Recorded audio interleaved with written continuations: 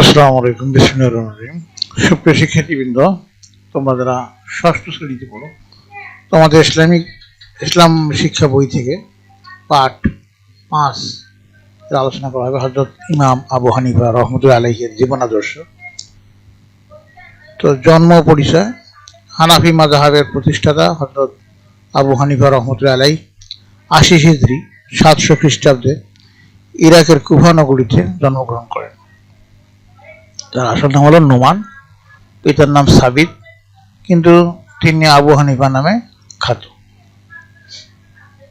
শৈশবকাল: জন্মগতভাবেই ইমাম আবু হানিফা রাহমাতুল্লাহি আলাইহি অসাধারণ মেধার অধিকারী ছিলেন। তিনি অল্প বয়সেই পবিত্র কোরআনের হাফিজ হন। তিনি কোরআন, হাদিস, ফিকহ শাস্ত্রের গভীর জ্ঞান অর্জন করেন। তিনি তৎকালীন মুহাদ্দিস ফকিহ হাম্মাদ রাহমাতুল্লাহির কাছে জ্ঞান লাভ করেন। তিনি কাপড়ের ব্যবসা করে জীবন নির্বাহ করতেন। অবদান: ইমাম আবু হানিফা ছিলেন বিশ্বের সর্বশ্রেষ্ঠ ফিকহ শাস্ত্রবিদ।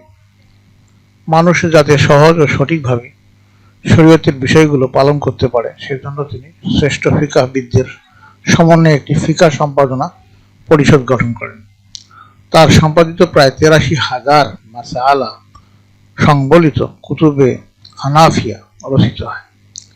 ইমাম আবু হানিফা কোরআন, হাদিস, ইজমা, কিয়াসের সমন্বয়ে যুক্তিভিত্তিক সহজ সরল ফিকহ প্রণয়ন করেন।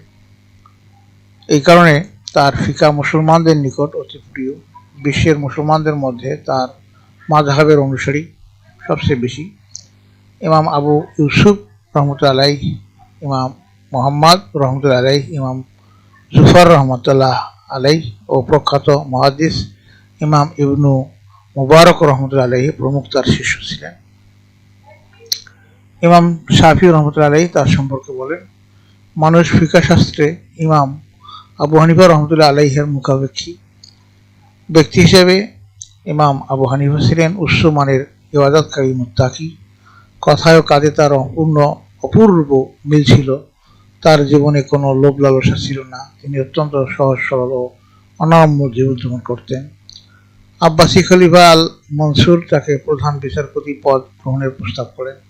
তিনি অত্যন্ত দৃঢ়তার সাথে তা প্রত্যাখ্যান করেন। এ কারণে তাকে দৈহিক নির্যাতন ও কারাবরণ করতে হয়। তিনি ১৫০ হিজরি ৭৬৭ খ্রিস্টাব্দে খলিফা আল মনসুর কর্তৃক প্রয়োগকৃত বিষক্রিয়ার ফলে কারাগারেই শাহাদাত বরণ করেন। আমরা ইমাম আবু হানিফা রহমতুল্লাহি আলাইহি সম্পর্কে আরও বেশি জানব এবং তার ফিকহ শাস্ত্রের উপর জ্ঞান লাভ করে সুন্দর জীবন করব। প্রিয় শিক্ষার্থীরা, তোমাদের কাজ হলো তোমরা শ্রেণীকক্ষে বসে ইমাম আবু হানিফা রহমতুল্লাহি আলাইহির ফিকহ শাস্ত্রের জ্ঞানের জনপ্রিয়তা লাভের কারণগুলো চিহ্নিত করবে। এই ছিল আজকের আলোচনার বিষয়বস্তু। আগামী ক্লাসে আমরা পাঠ 6 হযরত আব্দুল কাদের জিলানী রহমতুল্লাহি আলাইহির জীবন আদর্শ আলোচনা করব। তো তোমরা ভালো থাকো, সুস্থ থাকো, তোমাদের সার্বিক মঙ্গল কামনা করে আজকে এখানে বিদায় নিচ্ছি। খোদা হাফেজ।